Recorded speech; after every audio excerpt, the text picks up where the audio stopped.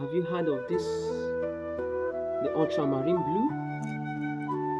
The ultramarine blue is a color, is a paint that artists use.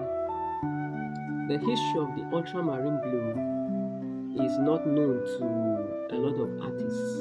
So the ultramarine blue paint is gotten from precious stone lapis lazuli, which was mined by some group of miners in Afghanistan, and then stones were exported to Europe, where some group of artists in Europe with the stones, they crushed the stone into pigments, into powder forms, which they used to create some paintings.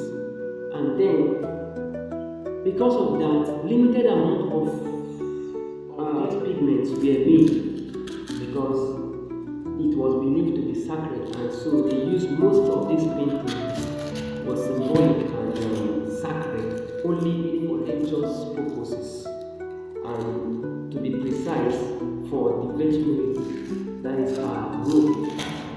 So whenever they paint or do any other thing, they use that color to paint the room. However, we are incomplete without the use of the ultramarine blue.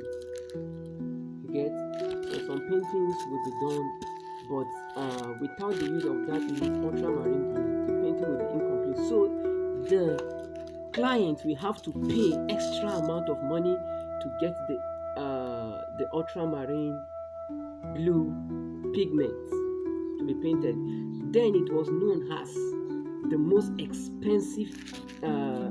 expensive substance than gold.